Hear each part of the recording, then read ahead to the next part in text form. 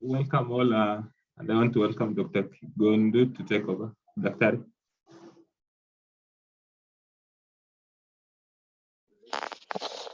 Yeah, thank you very much. Welcome to today's meeting for KMA, and today we'll be hosting Dr. Catherine Gadhu. Dr. Catherine Gadhu is a consultant family physician and a senior instructor at the Aga Khan University Hospital. Dr. Catherine is an expert in primary healthcare delivery systems, and she is the outreach department of the Aga Khan University and the CME coordinator. She has a passion to provide comprehensive evidence-based medical care. And today she is speaking on effective management of skin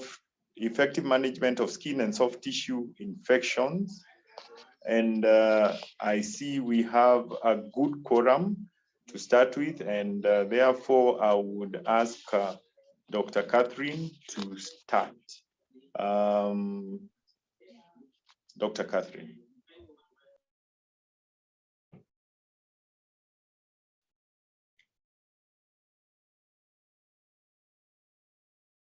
Thank you so much, Dr. Kigondu.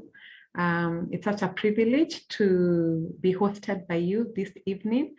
And I'm hoping that we are going to learn together and have quite an impactful discussion this evening. Thank you for your kind introduction. Yes, I'm a consultant family physician and I'm working at the Aga Khan University Hospital. My passion is actually teaching. I enjoy teaching my students, and part of the work also entails seeing patients. And so I hope that this topic is going to be informative for all of us, and is going to be for the betterment of our care for our patients. So as you rightly put, tonight we are discussing on skin and soft tissue infections.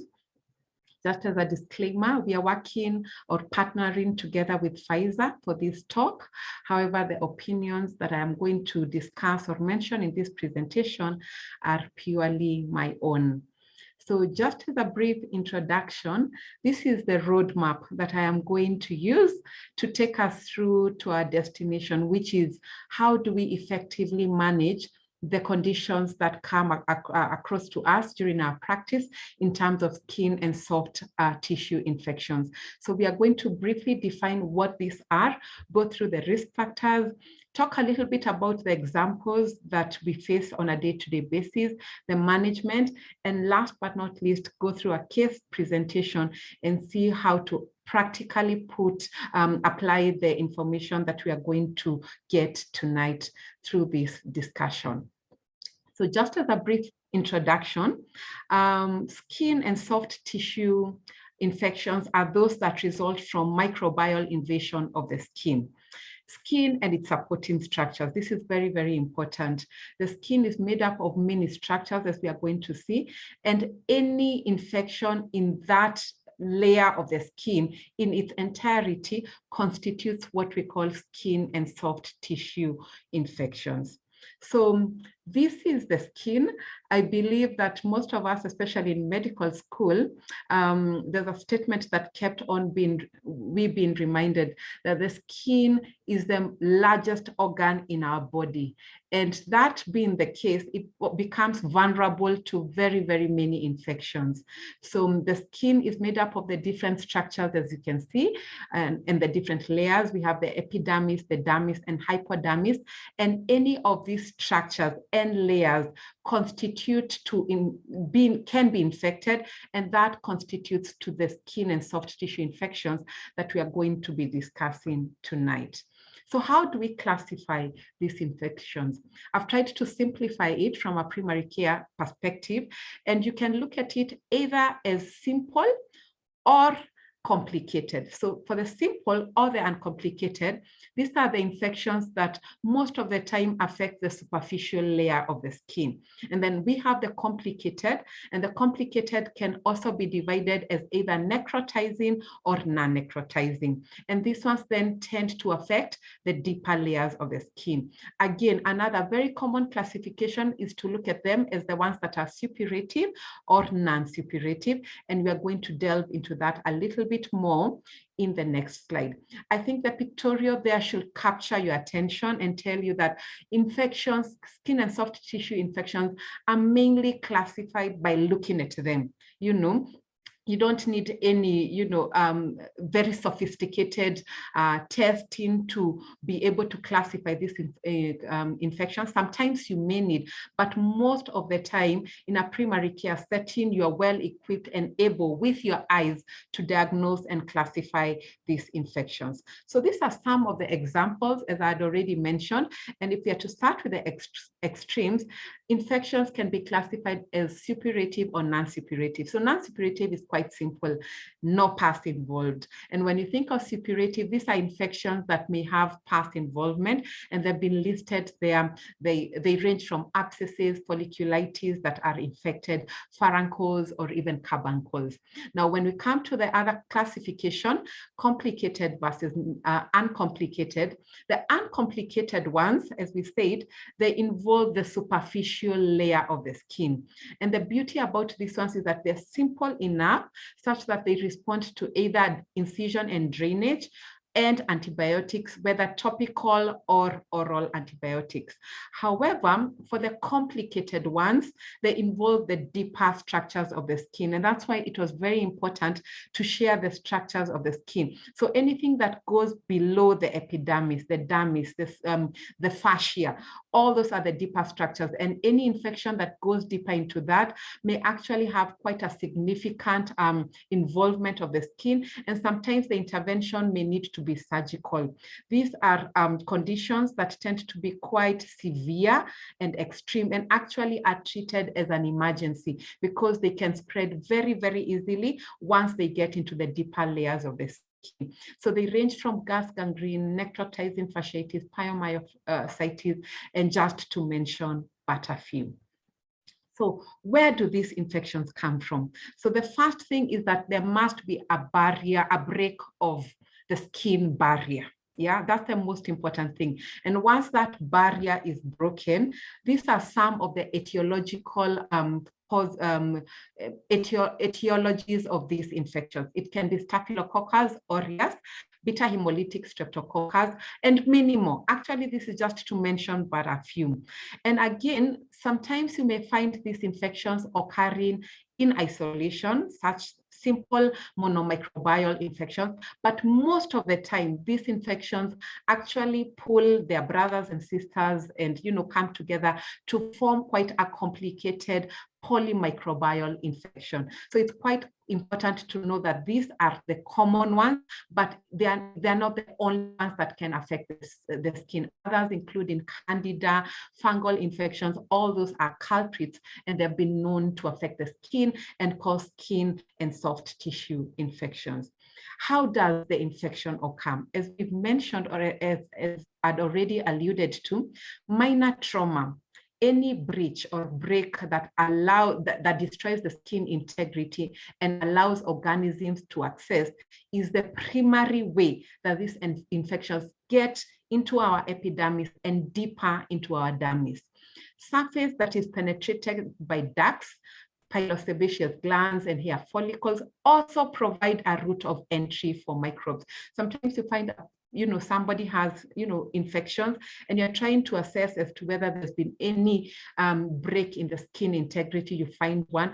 But the thing is, the pilosebaceous units, the hair follicles, extend all the way to above the skin, and hence these two can form a very important access of these infections or organisms into the deeper layers of the skin. This is a very, very important slide.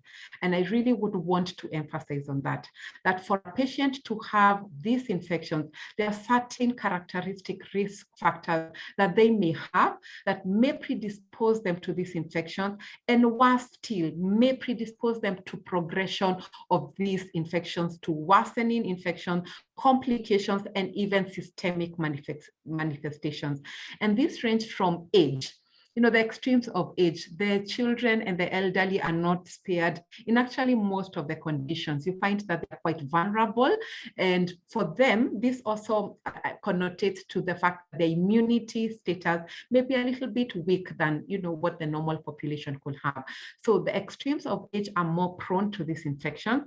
And again, when it comes to comorbidities, think about immune deficiency and any suppression of the immunity, chronic kidney disease, diabetes mellitus, and HIV infection, patients on ARV, chemotherapy, rheumatic patients on DMARDs. All of these patients are actually at a very high risk, mainly because of their compromised immunity and some of these comorbidities that may actually affect the way some of these organisms are actually trapped and enter within their body systems. Other local factors that can affect the skin and propagate these organisms to getting inside are things to do with the venous factors. So venous insufficiency, lymphatic insufficiency, and even peripheral neuropathy are local factors that can affect the skin. Things like venous stasis can affect oxygenation of the skin, and anything that affects that can actually become a risk factor to these organisms penetrating into the deeper layers of the skin and causing very severe infections. Others are trauma. Yes, I think this is very familiar to us. Poor nutrition. We know that nutrition is very, very important, and even obesity. All of these put together, and sometimes you even find patients with more than one risk factor. And this goes to say that these are the factors that actually play together to cause these infections. And sometimes when you have even more than one risk factor, the skin and soft tissue infection tends to be more complicated and can progress or worsen in a very, very speedy rate. So what are some of the symptoms of these skin and soft tissue infections? I think the most important thing to say is that your eye, as I've said before, is a very, very important tool. These infections are clinical, but other than that, your hands also become another very, very important tool to picking up the symptoms of this infection. I think if you can look at what is displayed in front of you, some of them you can easily look at and say, this is a pustular infection. You know, this is a pustular skin and soft tissue infection, even without doing any investigation. When you look at the other image, you can see, yes, the skin is affected in some way or the other, but the manifestation is in form of crusting. Yeah, so that's another manifestation of this infection. And when you look at the extreme end where you see the two legs there, you can clearly demarcate that there is one healthy looking leg and there is another one that, to the best of your knowledge, just by looking at it, you can tell that there is something that may not be well with it. And hence patients with these simple soft tissue infections, they may present with erythema.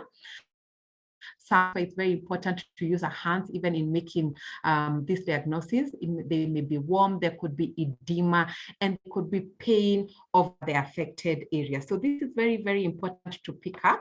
And occasionally they may manifest on the skin of the nose, sometimes the mouth, sometimes the limbs. They may cause redness with vesicles and crustiness, we can see. So the pus can actually be quite firm and sometimes it may be quite painful. So just by looking, by touching, by applying, you know, our sensory abilities, we are able to pick up these infections even within our clinical settings. So their symptoms are quite easily for us to identify. So again, just going back to this very, very important slide, knowing the layers of the skin. knowing the layers of the skin and these physical manifestations of these infections, they can tell you how deep into the skin the infection has gotten to. For example, if you consider infections like impetigo, folliculitis, erysipelas, these are infections that primarily affect the epidermis, and then they can tell you that these infections may be simply management with some of the medications that we know can make them go away without a lot of complications in terms of the treatment. When you think about abscesses, these tend to penetrate more deeper into the skin layer. Hence, why they would be treated with a different modality, such as incision and drainage, because they have, they've gotten into quite deep layers of the skin, and just topical treatment on its own may not be sufficient to eradicate the infection. When we talk about cellulitis, it has affected all the layers of the skin up to the superficial fascia. Again, this goes to show that the extent of the infection into the layers of the skin. And the necrotizing fasciitis, which is quite a dangerous or a severe infection to have, you can see it goes up to the subcutaneous tissue. And in this layer, there are a lot of, blood vessels there that tend to, penetrate the other parts of the bodies.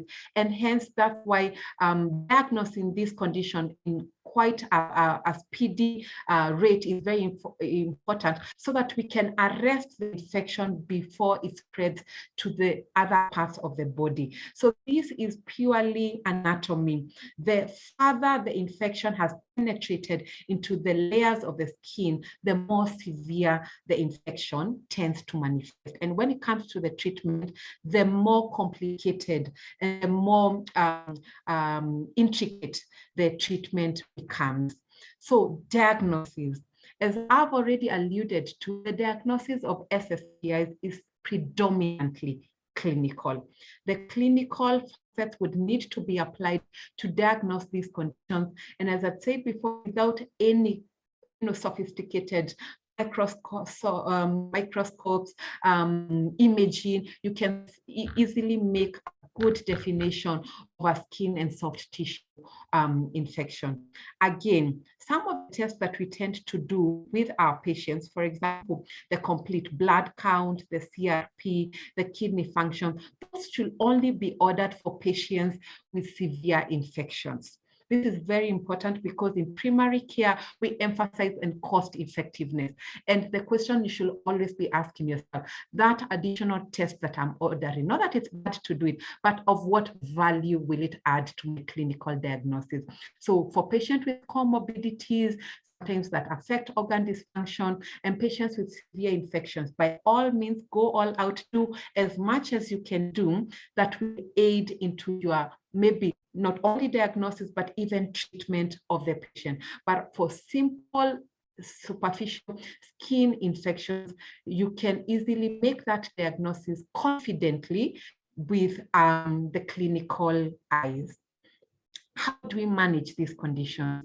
This is another very, very paramount discussion to have. So you've gone ahead, you've made a clinical diagnosis, you've established some of the risk factors that the patient may present with. So how do you go ahead and manage these patients? So management is very, very important. And to help certify the clinical interventions that we are going to do, SSTIS can be classified based on certain characteristics. We've already alluded to some of these, but this is where I'm emphasizing the risk factors. So before you just say it's just a simple folliculitis or an abscess, does the patient have any other risk factors that you may need to address, even as you manage skin and soft tissue infection? What is the severity? How severe is the skin and soft tissue infection that you're looking at? Are there any other comorbidities? Are these comorbidities managed? If the patient is diabetic, is the diabetes under control? Because that itself may affect how well the patient responds to the management of these conditions. Is it a purulent? Is it a purulent infection? That again goes a long way in defining how we manage these conditions. So it's always a step-based approach. If a patient comes to you with a skin and soft tissue infection, the most important thing that you can do, as we are told, is first do no harm. It's a very important ethos that we uphold as medical practitioners. We do not want to miss on life-threatening conditions. We also want to kind of like know our limits. And this is where we define that. Is the infection severe or uncontrolled? Maybe the patient comes to you, it's always good to dig into the history and find out, has the patient been previously managed with outpatient antibiotics? Has there been maybe any drainage that has been done? And so that maybe what you're looking at is a complication despite all that outpatient management. It's very important for you to know that. Is the patient septic clinically? Are the vital signs ranged to more or less outline a case of sepsis? So it's very important to know that. Dehydration. Are they dehydrated? Are they acidotic? Are they immunosuppressed? Very, very important. Are there any organ dysfunction that the patient may have in addition to this infection? Again, that goes a long way to define how you will manage that patient. Has the patient maybe been managed with an antibiotic previously that they've been noted to be allergic or intolerant to? That is also very important because it defines the current treatment that we will give them. And then most and very, very important, is the patient available for follow-up?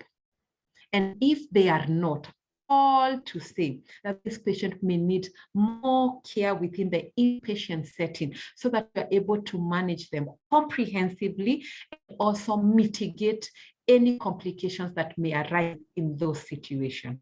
If the patient does not require drainage, for example, if it's not a pustular infection, then you can easily prescribe antibiotics. And the importance of why we were learning about the common etiologies is because most of the time we prescribe these antibiotics empirically based on the common antibiotics, organisms that affect this condition. We may not have time to go, culture and wait 48, 72, I don't know how long it takes for the culture result to be out for you to prescribe your antibiotic.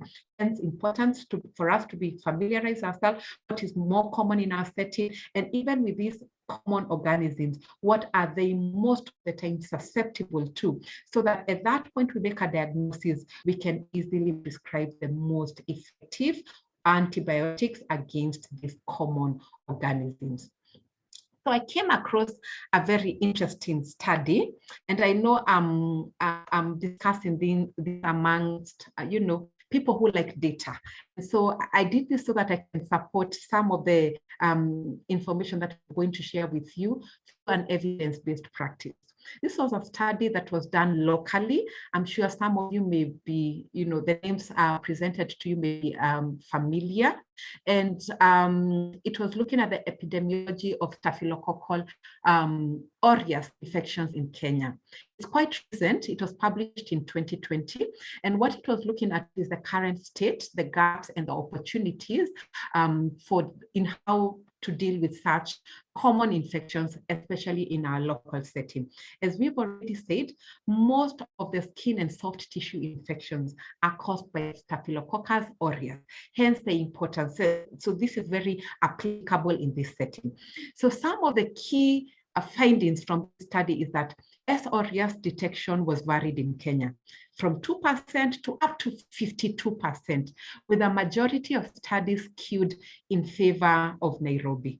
I don't know whether most of the attendees this evening are from Nairobi, but it's important for us to know that S. aureus is quite prevalent in Nairobi, which is where most of us practice, or at least, our patients come from. So S. aureus is prevalent there. Another important thing that was noted from this study is that penicillin was consistently reported to have lost efficacy, with most studies showing resistance of up to 100%. Can you imagine that sometimes, there are certain medications that, previously we would give that be taken, 4 times a day, they are penicillins. And after the patient going through all that struggle, waking up in the middle of the night to take the drug, all to say that sometimes for this patient that the medication may not work 100%.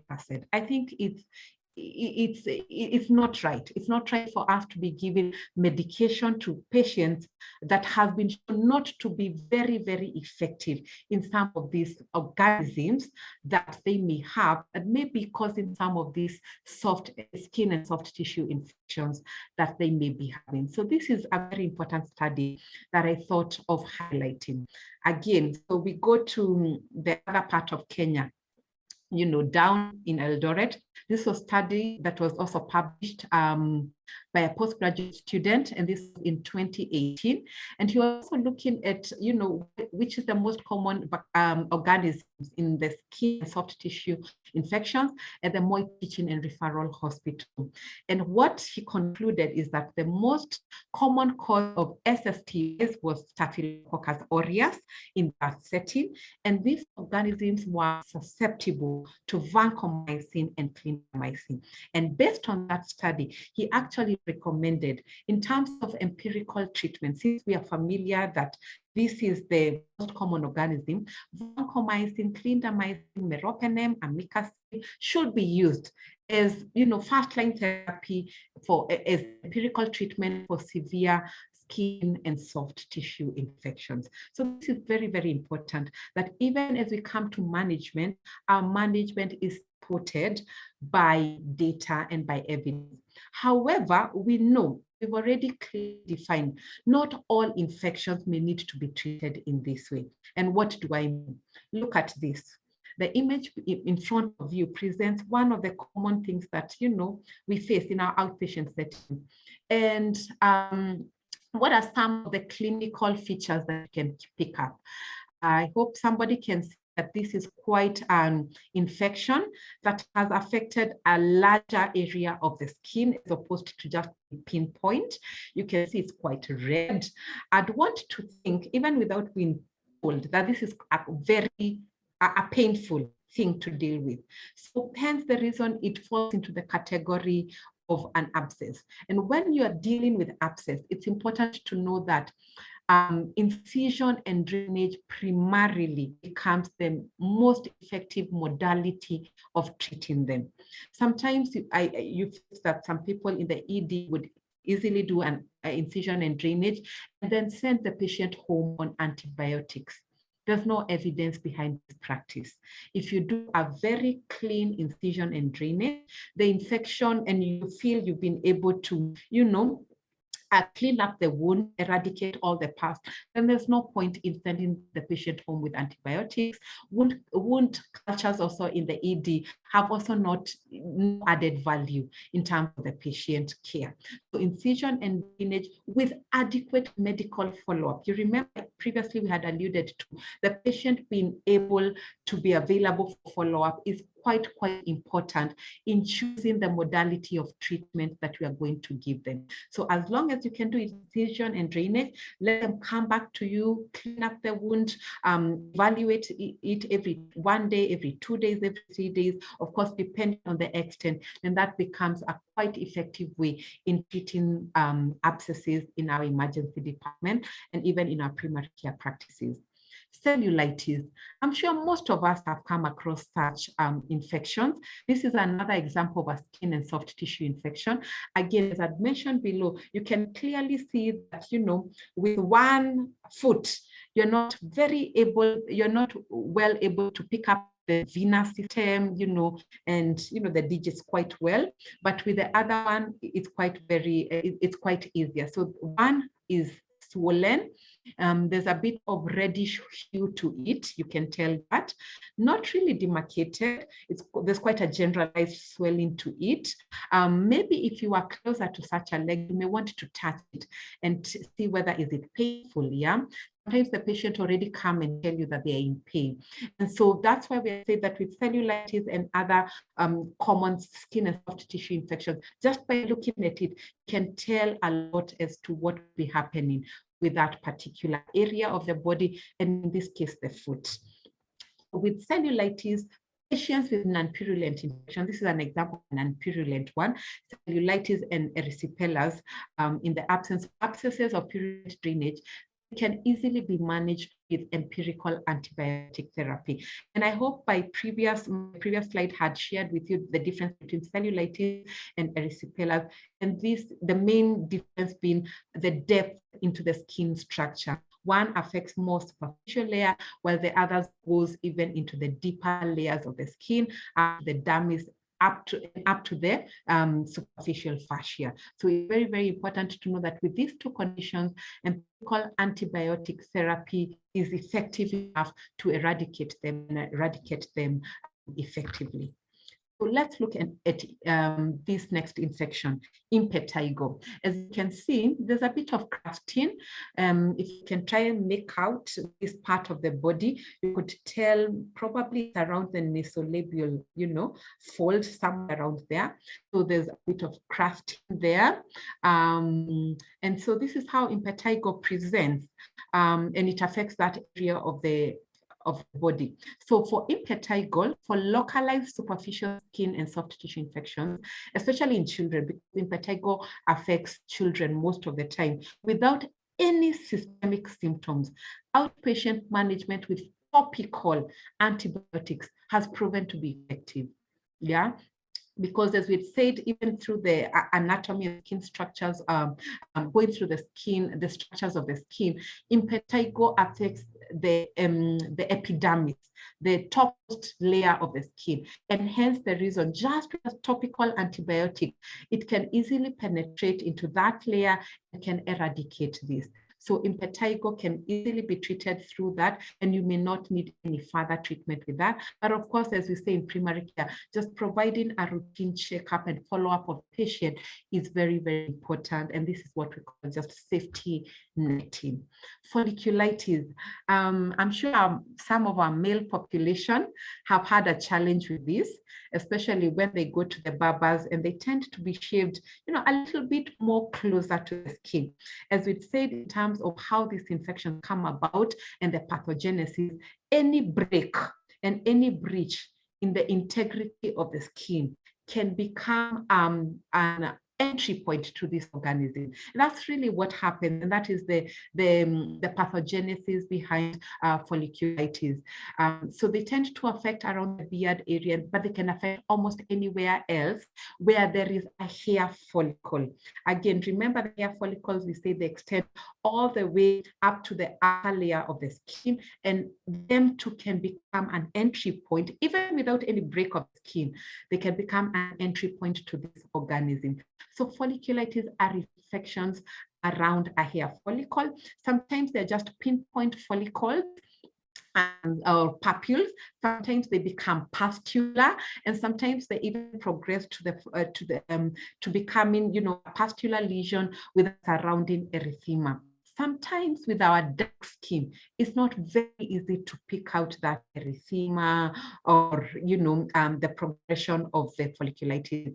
But the most important thing you can do is have a very careful inspection of the skin, see more than 1 or 2 follicles infected with pus, because that pus that you can easily see can help you make a conclusive diagnosis of folliculitis. And guess what? Just by basis and allowing the natural drainage of that pus or the detritus may be sufficient treatment. However, sometimes you may even need an antibiotic on the topical area of that skin to effectively eradicate that infection. As we said, it's an infection and it also affects the superficial layer of the skin. Sometimes if these infections come together and coalesce and form larger infections, carbuncles and, or even systemic manifestations, you may then need an oral antibiotic to completely eradicate such infections. So these are just some of the few that I thought that I should mention with you before we go about a case presentation about, that had been discussed in one of the journals. And let's discuss and see how best we can deal with such cases if they present to us tomorrow or even any other day in our clinical settings or even in our emergency department. So an otherwise healthy 2-year-old boy presented to the outpatient clinic with an initial chief complaint of a red angry rash. Can tell this was a Caucasian. So when they came to you, they're like, there's a red, it looks angry. Just the way it looks like it doesn't want to make me or my boy happy. And that's why maybe the mother was describing this rash like that. So it was the right knee. And this was as described by the patient's mother.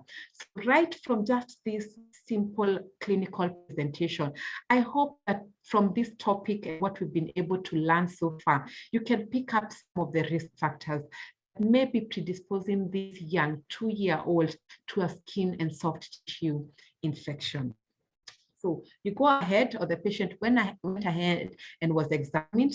She was quite fussy. He didn't want really to sit still. He was, uncomfortable. And on vital check-in, he had a low-grade fever of about 37.5 degrees. When you did your local examination, or when the clinician did that, he noted a warm, non-purulent. Again, we said now, from now on, we have to define these infections as purulent or not. So it was a non-purulent erythematous infection or area with an irregular border over the anterior aspect of the right knee. And on further examination of the knee, the doctor noted that the knee was quite painful to palpate. So this is the part that I'd want to engage with some of you. Any ideas to what this could be? Because, sometimes diseases don't come reading a skin and soft tissue infection. If this patient came to you, what are some of the thoughts that you could be thinking as to what could be the cause of such an infection? Yeah, any ideas? Maybe you put them there in the chat box, and let's try to engage as what could be going through your mind. And I guess some would say that, maybe you haven't seen the leg, but I'll show it to you in a minute. But if you think about it, if anything, there's some form of redness and pain, you want to think about trauma. The child could have fallen. Maybe it was, a bite of something. Maybe they were playing somewhere in the field and then they were bitten by something. But of course, you want to entertain an idea of cellulitis, because as now we've learned, cellulitis can easily affect the layers of the skin and penetrate to even the deeper layers of the skin. So I'm interested to know. Yes, thank you so much for that. I see somebody has suggested it could be an abrasion. Very, very true. Maybe they felt and bruised their knee area a little bit. Thank you for that. So at this point, anything goes. You don't know what it could be, but the most important thing, based on our risk factors profile, is to maintain a high degree of suspicion, because this patient is pediatric, and sometimes these patients may tend to present with worsening infections over a short period of time just because of that risk factor. I'm surprised, I don't know, are there any surgeons in the house? I thought somebody would have mentioned, septic arthritis. That too could be, maybe differential, in as much as you may not find any redness maybe on the limb or on the joint that is affected. You may find pain and fever in pediatric populations that are affected with septic arthritis. So all those could be, a possibility.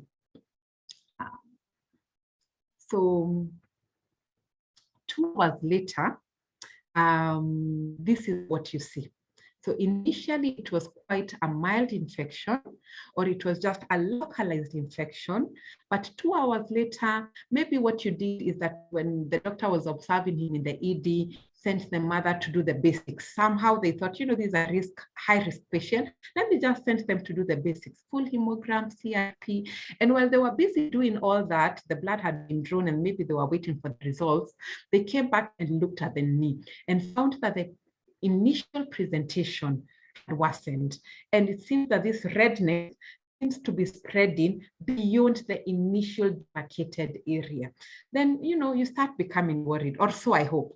I hope that you, like I, would easily start becoming, what more could be happening to this child. And maybe at this point, if you're the primary care provider or just a primary physician, maybe an MO man in the ED, may want even to call for a second opinion or a senior colleague to help you in evaluating this patient a bit more. So a rapid change in presentation of symptoms, which is what was noted, is that a quickly spreading erythematous reaction was happening to this pediatric patient. And I keep emphasizing that because, as I said, our pediatric population is quite a high-risk patient, and other risk factors could be now the severity. So you know that this is a young patient, the patient is a child, and again, now it's moving from a simple infection to a more severe infection, just based on the spread of the infection more wider into the areas of the skin. So what are some of the possible complications you could be thinking of that could make you either want to call for a second opinion or deal with this presentation in a faster way, maybe in a speedy way, just so that you can deal with it more in a more comprehensive way. You could be thinking about staphylococcal scalded skin syndrome. Streptococcal toxic shock syndrome is another differential, and even necrotizing fasciitis. Those are important differentials to have in mind in view of the rapid change in the presentation of this patient. So then that kind of like helps you to narrow down to the management. And I want to hear what school of thought would be. So some thought that maybe we can just do that initial evaluation in the ED, stabilize the patient, because an infection that spreads fast through the fascia and skin could actually have detrimental consequences. And also because the rash had changed in a matter of hours, the possibilities of all those differentials that we've mentioned could not be dismissed. So again, say, let's do an initial ED evaluation, stabilize, let's keep them longer here so that we can easily identify and monitor them to see whether is this infection becoming better or not. Another recommendation that has been suggested in the same setting could be try clindamycin, because it has been noted to be the most effective agent against group A streptococci, and it's also important that it's treatment of severe infections such as necrotizing fasciitis to prevent worsening to streptococcal toxic shock syndrome. So you consider either of the options, that you could either observe them in the ED, see what becomes of that infection, or even, give them clindamycin, maybe give them a closer follow-up, send them out or discharge them through the pediatric clinic or through the surgical clinic, depending on what you think could be the issue. Whatever route that you choose is really based on how serious you think the condition is and what you think could be the most effective treatment to not only deal with the infection that you have, but to prevent the worsening of this infection to a systemic spread, which could not only cost them their leg in this case, but even their life.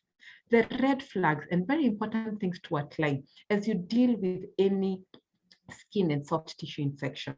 Any systemic symptoms that they have, ranging from fever, symptoms of shock, all those are very important, as they can tell you how complicated the infection is that may be beyond you just looking at it. And as much as we say it's a clinical diagnosis, any systemic symptoms tend to tell you that it goes deeper than the skin. It's more than what meets the eye, and hence the need for you to manage that infection in front of you in a more intricate way. Comorbidities, if the patient has comorbidities, any form of immune suppression is another red flag. This is a patient that you do not just want to dismiss, maybe through just outpatient management. And even if you do, you may want to provide a closer follow-up of that case. Extremes of aging is another red flag, as well as worsening of symptoms, especially over a very short duration. So when it comes conclusively to evidence-based practice, the antimicrobials that demonstrate susceptibility against Staph aureus, as we've already said, and this is about 60%. Some that have been mentioned in literature include vancomycin, ceftazidime, cefepime, ceftriaxone, cefotaxime, clindamycin, cefuroxime. So sometimes when you're faced with such an array of choice in terms of antibiotics, for me, I like to imagine that I'd want to begin my patient on an antibiotic, even if it's on inpatient basis, one that they can carry on with it even after they have been discharged. So that is one of my criteria that I think would be very important, in that whatever you're giving it, even if you're giving inpatient, you've already tested it in an inpatient, you've made sure they're not reacting, they're not intolerant, they're not allergic, they've tolerated it quite well, hence discharging them to carry on with it even on an outpatient basis then becomes very, very imperative. The IDSA, the Infectious Disease Society of America, as well as the Surgical Infection Society, they recommend vancomycin, which is one of the macrolides, as a first-line treatment in infections caused by Staphylococcus aureus. And I guess it's because this disease entity is quite prevalent in the surgical and even in the infectious practitioners, both locally as well as in the West.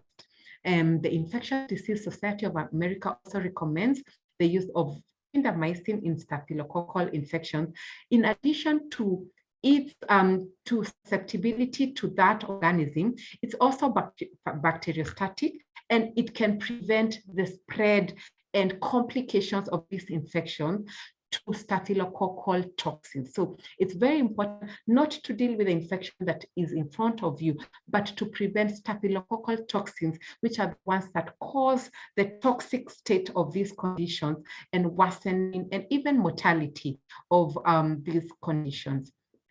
MRSA. I would have done injustice to this topic if I do not mention methicillin-resistant Staphylococcus aureus. So the use of antimicrobials, which are traditionally active against MRSA, commonly known as MRSA active agents, they can be used as empirical treatment. Some of the macrolides that we know and we've already mentioned, like vancomycin, clindamycin, have actually been known to be MRSA active agents. And what it means is that they are quite active against organisms that may be resistant to methicillin or even other penicillins.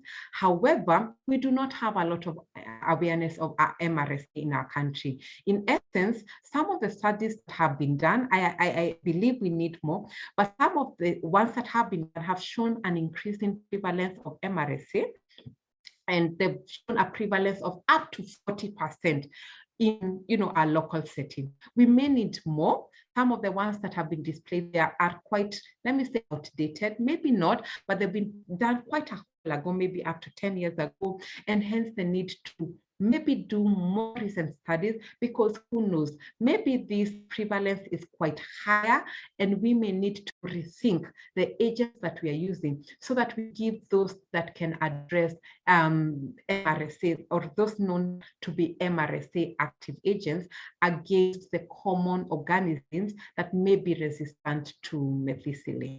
So adverse complications are very, very important to know. In as much as we recommend use of some of these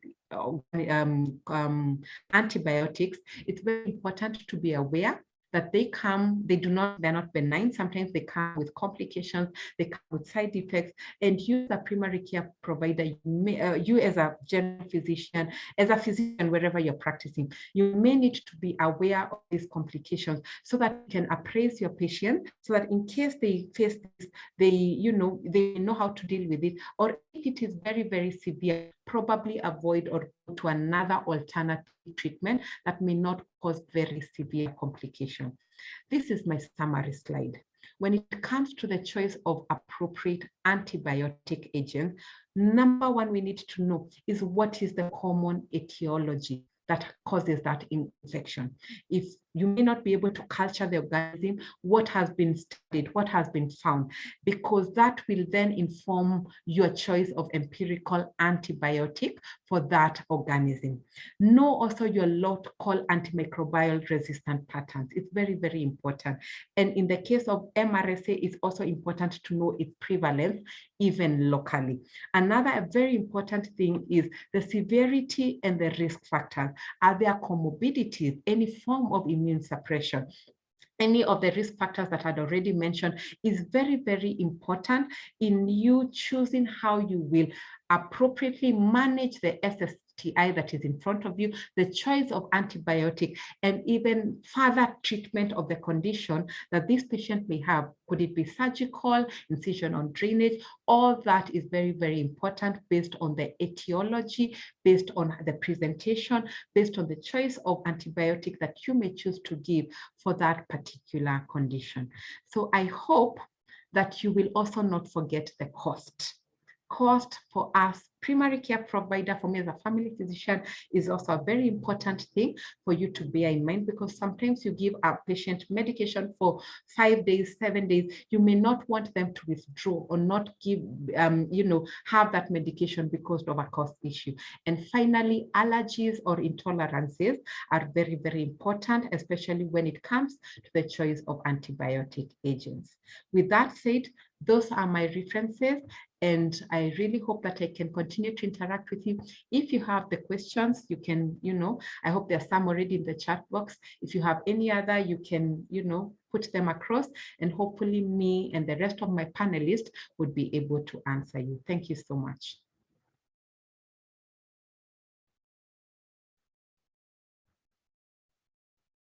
Really young and much more severe pain.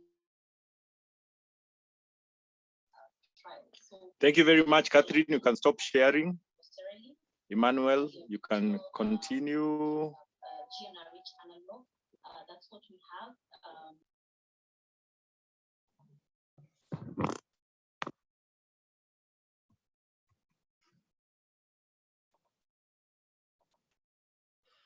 Thank you so much, Dr. Gadhu, for your candid, elaborate discussion on management of skin and soft tissue infections.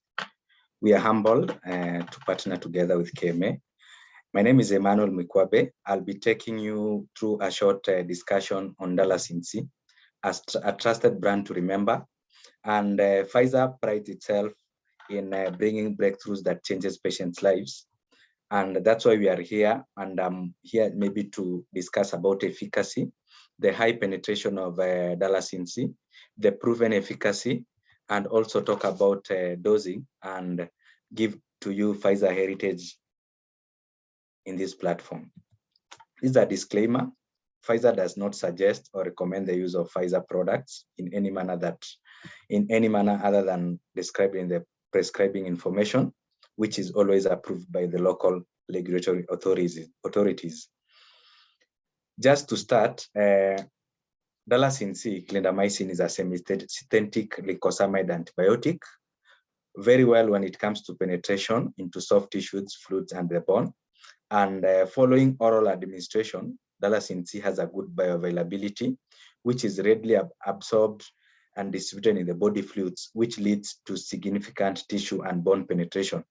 And upon this penetration, we'll get 40 to 70% availability of it in the serum. And this is one of the attributes that support the use of Dalasin-C in treatment of skin and soft tissue infections and bone and joint infections. Dr. Gadhu had said the role of aerobes and anaerobes, mostly the role of aerobes in soft and skin tissue infections. This slide shows that it plays a very important role. The aerobes have a higher percentage, maybe when it comes to abscess, in causing these skin and soft tissue infections. Dalasin-C has a broad coverage.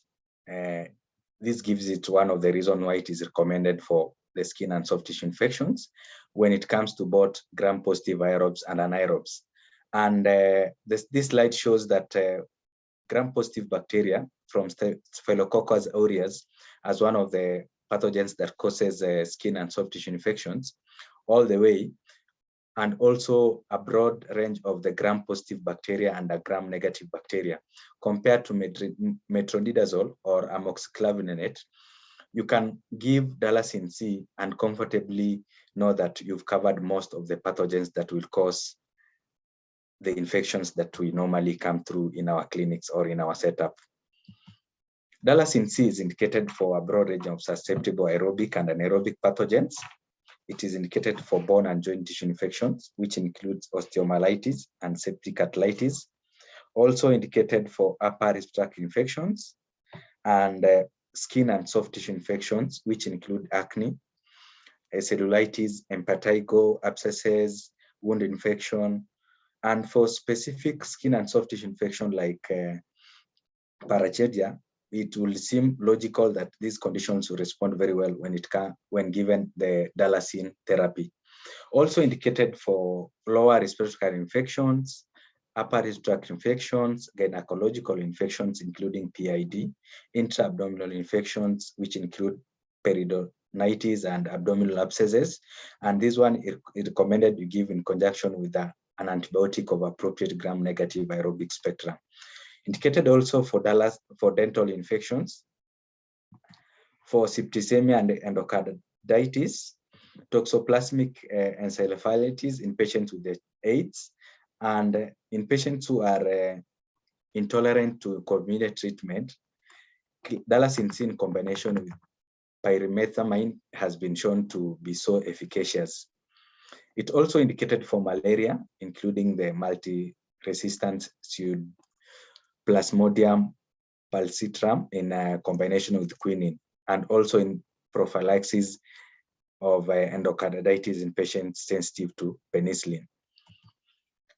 IDSA recommends use of dalacin C in SSTIs, the skin and soft tissue infections, like impetigo, and disease entity where there is Streptococcus skin infections. This slide shows which dose adjustment you need to make when dealing with the two. For impetigo, we recommend 300 to 400 milligram QID. And also for streptococcal skin infections, we recommend 600 to 900 milligram every 8 hours IV. That is to adults. And to the children, it's 20 mg per kg, which is divided into 3 equal doses.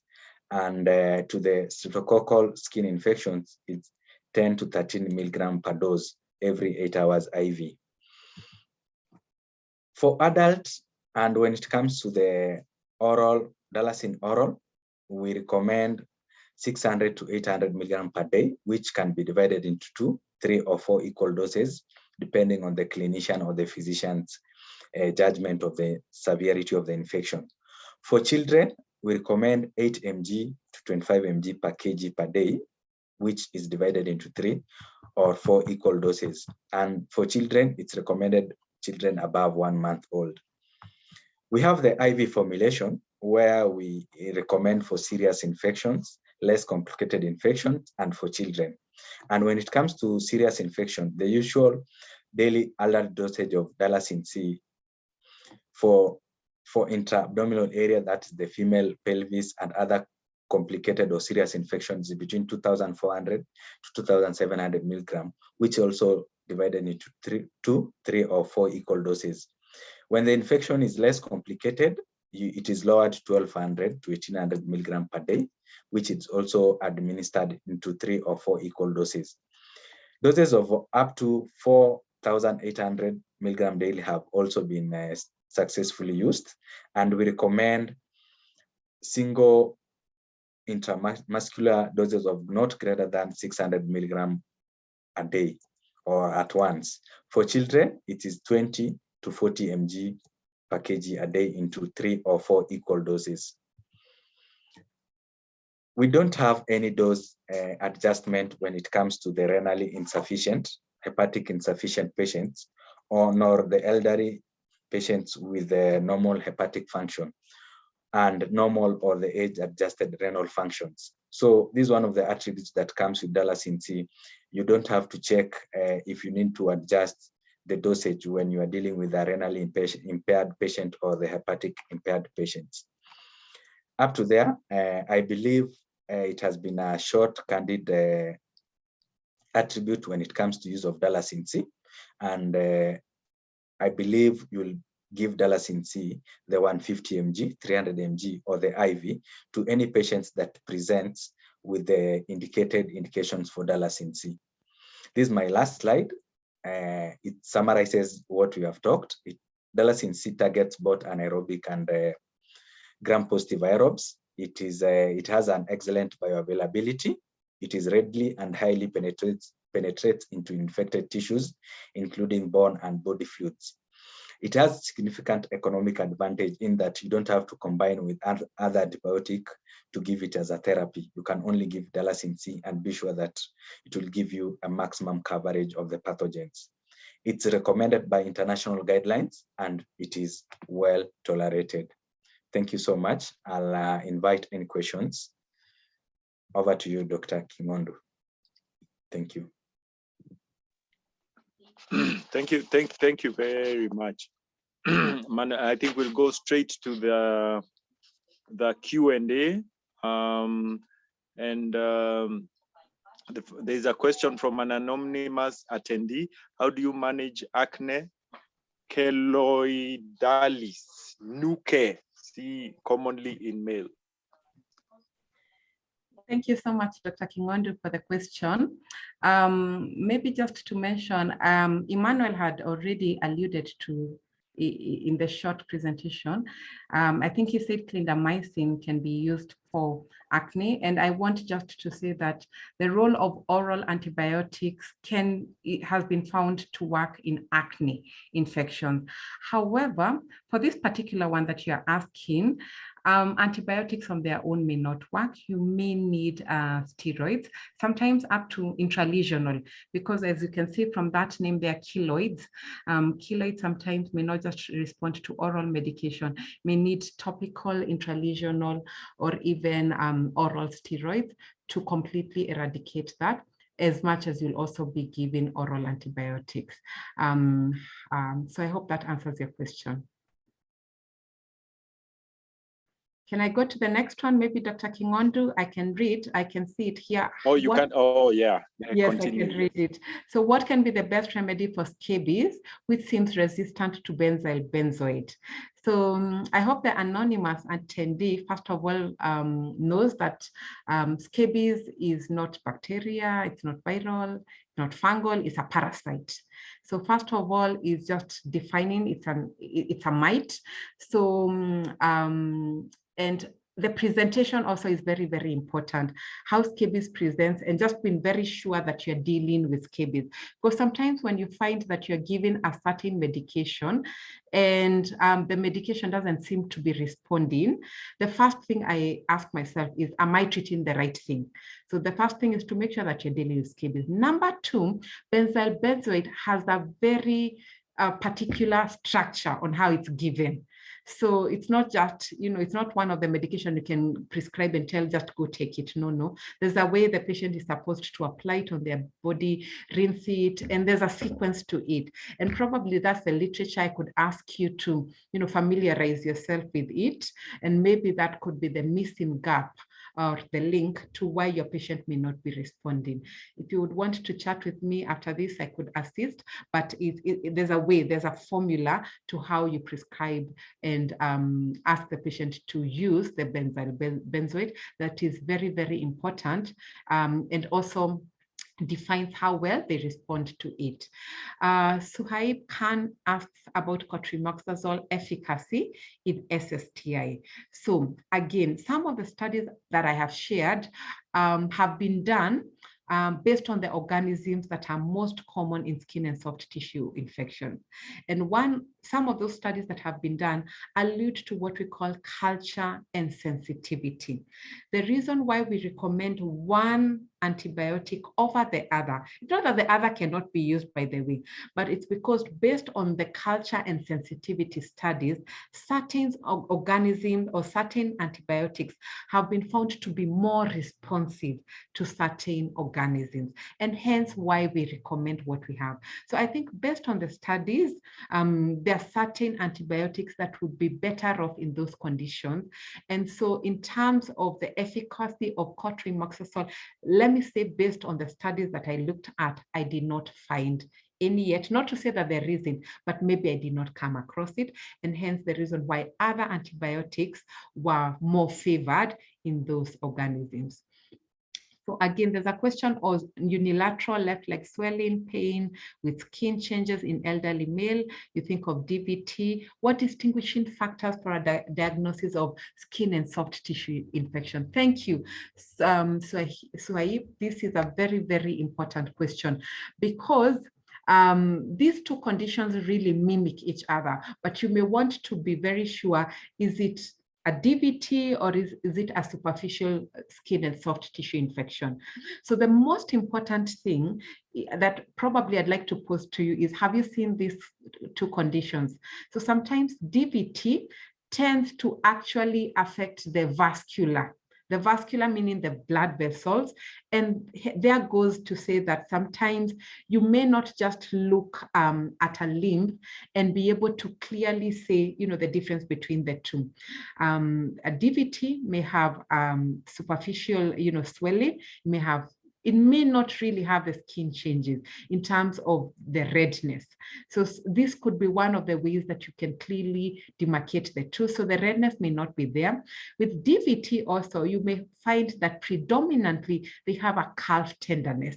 So in as much as both limbs could be swollen and painful, in DVTs, as opposed to skin and soft tissue infection, DVT pain tends to be a bit localized, maybe around the calf, in as much as the swelling is generalized.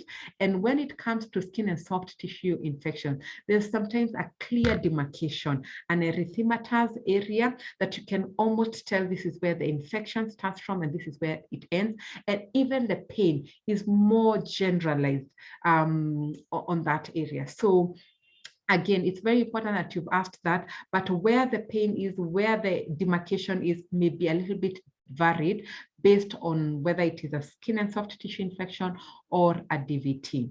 So Felix asked, what is the recommended empirical antibiotic for the inpatient treatment for non-suppurative cellulitis in Kenya? Most practitioners use IV flucloxacillin, IV metronidazole. Is this adequate? Thank you so much. It's quite an in-depth question. Again, when you say most clinicians, I tend to say really sometimes it's depending on where you're based, because in inpatient, in different settings, certain antibiotics are preferred over others. Certainly, you would not maybe find these certain antibiotics being preferentially used in certain private practices and inpatient settings based on evidence-based practice. So for certain antibiotics to be recommended for certain infections, it really is based on what we've said, the culture and sensitivity patterns, and even the resistance pattern. That is usually very, very important. So where you find practitioners using this medication, probably it's, maybe they're not very familiar with the current empirical antibiotics that have been found to work in those particular organisms. So I guess that's why we are carrying out certain teachings like the one we are doing now to create awareness, because I realized the gaps that is there in some of our practices is really around awareness.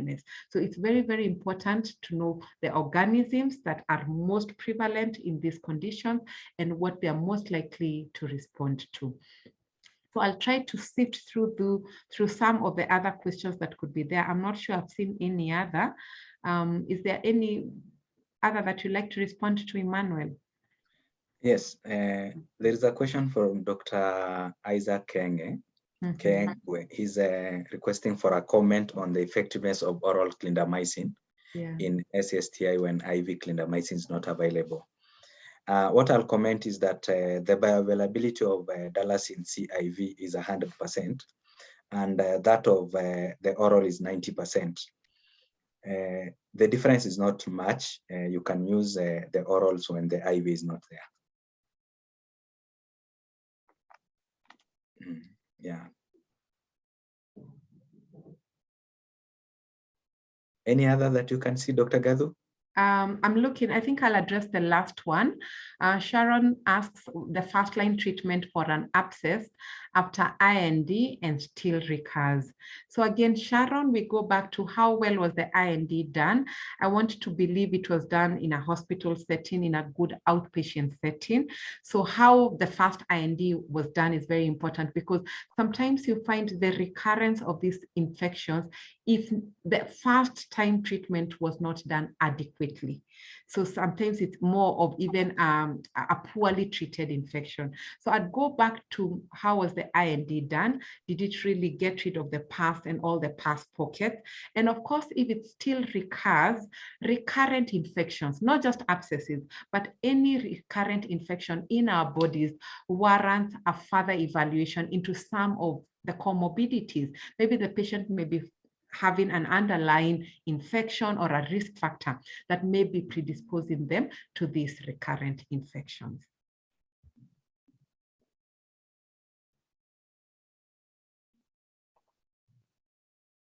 Any last ones that you'd like us to answer?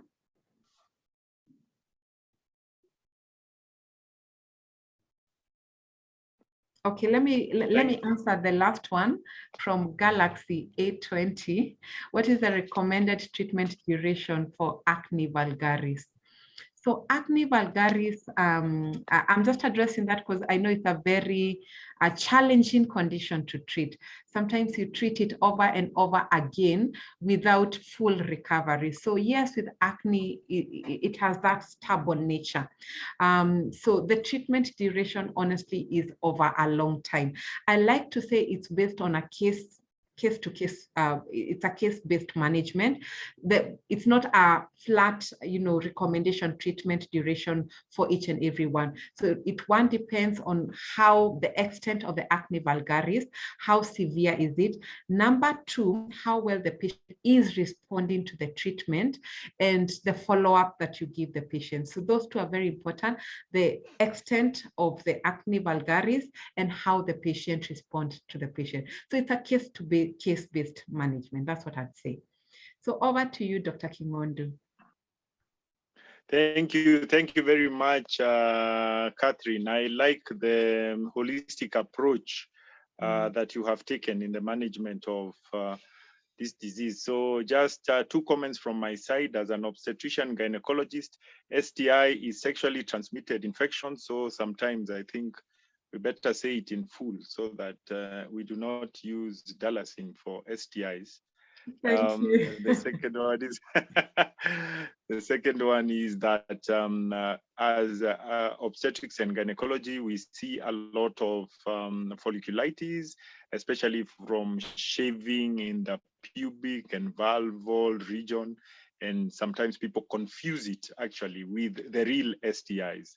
So that's just a common thing that we actually see. I want to thank Emmanuel for their participation. Kenya Medical Association is partners with a lot of our partners to bring for you continuous medical education. And we are today we are privileged enough to be partnering on the condition, and I hope you have learned a lot.